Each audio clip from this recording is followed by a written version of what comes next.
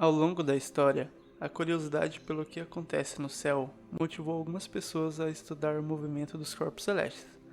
A partir desses estudos, algumas das principais leis da física foram formuladas, permitindo determinar alguns fenômenos do movimento dos corpos celestes, como por exemplo a lei da gravitação universal, que permite determinar a força de atração gravitacional entre os corpos celestes, ou as leis de Kepler, que nos permitiu compreender com mais exatidão as órbitas dos planetas. Mas essas leis não servem apenas para entender o movimento dos planetas. Assim como toda ciência, elas possuem algumas aplicações. Com o avanço da tecnologia, o conhecimento da lei da gravitação universal nos possibilitou ir ao espaço através dos poderosos foguetes. Com isso, foi possível realizar o lançamento dos modernos satélites artificiais, ir à Lua e até mesmo lançar sondas para outros planetas, como é o caso da missão Marte 2020 da NASA, em que foi realizado o lançamento do Perseverance Rover em 30 de julho de 2020.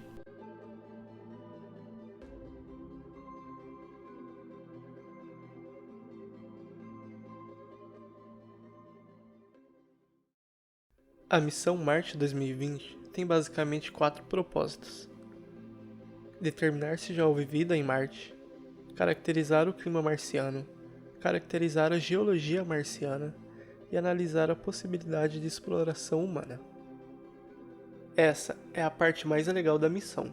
Nela, o robô Perseverance irá investigar a possibilidade de produção de oxigênio a partir do carbono presente na atmosfera de Marte. Isso através de um equipamento denominado MOXIE. Até o momento, o robô foi bem sucedido nos testes de produção de oxigênio. Se essa transformação se mostrar bem sucedida, poderemos criar comunidades inteiras naquele planeta, visto que será possível sintetizar oxigênio utilizando o ar tóxico lá existente. Podemos ver que é uma missão incrível e promissora. O seu sucesso depende de muitas áreas da ciência, mas foi graças à física que o robô pôde sair da Terra e chegar em Marte, ou melhor dizendo, pela janela de lançamento. A janela de lançamento é o melhor período para a realização do lançamento de um veículo espacial. Quando uma espaçonave é lançada da Terra, sua velocidade de avanço, combinada com a atração gravitacional da Terra, faz com que ela viaje em um caminho curvo. À medida que a espaçonave se dirige para outro planeta, a atração gravitacional desse planeta influencia o caminho que a espaçonave toma. Quanto mais uma espaçonave pode se deslocar com os seus motores desligados, melhor será o custo da missão, pois assim economiza o combustível do foguete. No lançamento para Marte, a espaçonave recebe um impulso inicial em direção a Marte e então desliga seus motores. Assim, obedecendo a primeira lei de Newton, ela se mantém em movimento constante pelo espaço até que se aproxime de Marte. Embora uma espaçonave pode seguir uma variedade de caminhos curvos da Terra a Marte, um caminho chamado de órbita de transferência de Harman usa menos energia e é, portanto, considerado o mais eficiente. A transferência de Harman é uma órbita elíptica com o Sol em um dos focos da elipse que cruza a órbita do planeta-alvo. O lançamento ocorre quando a Terra está no periélio de Harman, isso é, o ponto da órbita de Harman que está mais próximo do Sol. A chegada ocorre quando Marte está no afélio de Harman, o ponto da órbita de Harman que está mais distante do Sol. Para garantir que a espaçonave e Marte cheguem ao mesmo lugar, ao mesmo tempo, a espaçonave deve ser lançada dentro de uma janela de tempo específica. Essa janela é chamada de janela de lançamento. Mas como saber quando ocorre essa janela de lançamento? Bem, o cálculo real é um pouco complexo. Para lançar uma espaçonave, é preciso considerar a dinâmica orbital dos planetas.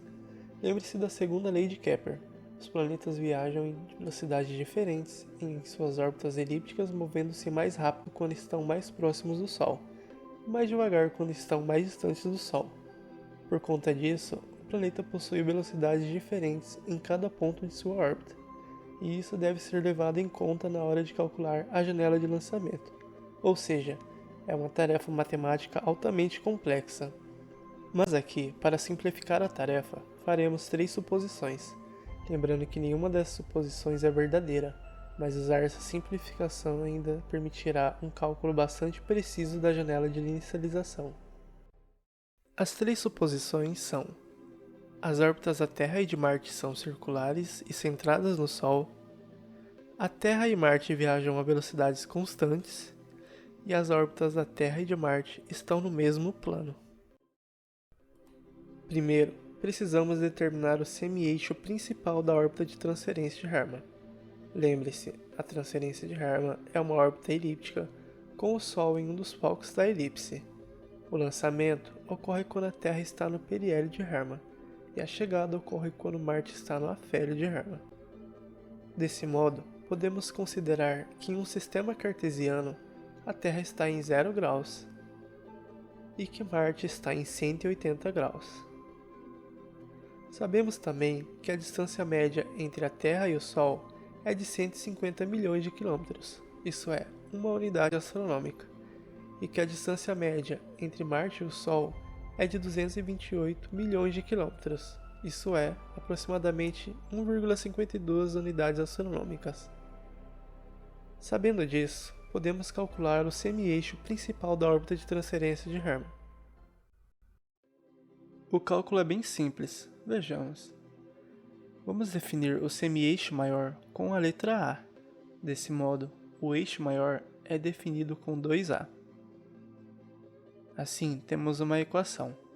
2A é igual ao raio da Terra mais o raio de Marte.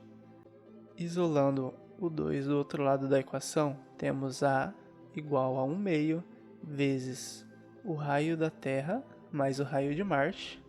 Adicionando os valores, temos que A é igual a 1 meio vezes uma unidade astronômica mais 1,52 unidades astronômicas, que são equivalentes ao raio dos planetas. Realizando os cálculos, temos que A é igual a 1,26 unidades astronômicas. Portanto, o semi-eixo maior da órbita de transferência de Harman é igual a 1,26 unidades astronômicas. O semi-eixo principal da órbita de transferência de Harman é o semi-eixo maior de uma órbita, que é um dos fatores usados na terceira lei de Kepler, e é através dessa lei que poderemos determinar o período da órbita de transferência de Harman, e em seguida calcular o tempo de viagem a Marte ao longo dessa órbita. A terceira lei de Kepler afirma que o quadrado do período de qualquer planeta é proporcional ao cubo do semi-eixo maior de sua órbita. A equação abaixo representa essa relação, onde T é o período, R é o raio ou semi-eixo maior da órbita e K é uma constante de proporcionalidade, ela deve ser igual a 1. Usando a Terra como referência, podemos determinar o período total da órbita de transferência de Harman. Como a Terra é a nossa referência, usaremos o seu período, que é igual a 1 ano, e o raio da sua órbita, que é igual a uma unidade astronômica.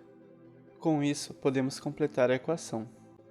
Substituindo o valor do período, que é igual a 1 ano, temos 1 ao quadrado, que é igual a 1, igual à constante de proporcionalidade que queremos encontrar o seu valor, vezes o raio, que é igual a uma unidade astronômica, ou seja, 1 ao cubo, que é igual a 1.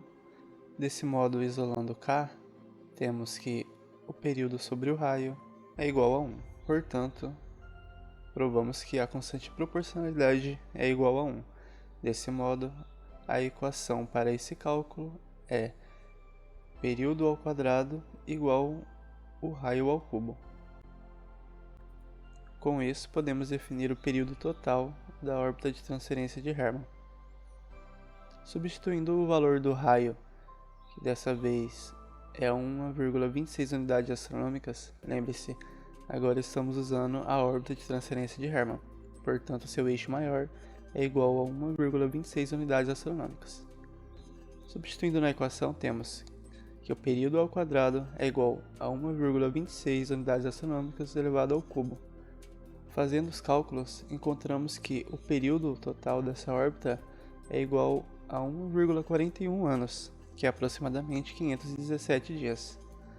Assim, definimos o período total dessa órbita de transferência de Harman, que é de 517 dias.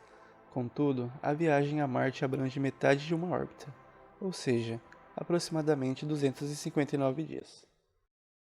Agora, podemos calcular a posição relativa ideal da Terra e de Marte durante o lançamento. Marte completa uma revolução em torno do Sol em 687 dias, o que significa que se move 0,524 graus por dia. Em 259 dias, isso é, o tempo de viagem da Terra a Marte ao longo do caminho de transferência de Hermann, Marte terá se movido 136 graus. Assim, subtraindo 136 graus do momento do lançamento de 180 graus do momento da chegada, encontramos 44 graus, que é a posição que Marte deve estar para que possamos realizar o lançamento.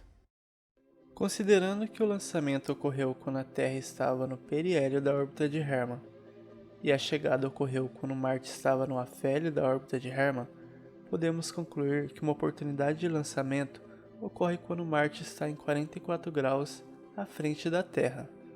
Essa é a posição relativa ideal para o lançamento, ou seja, a janela de lançamento da Terra a Marte. Nesse vídeo, podemos ver como uma missão a Marte foi guiada pela física. Contudo, essa não é a única aplicação da física.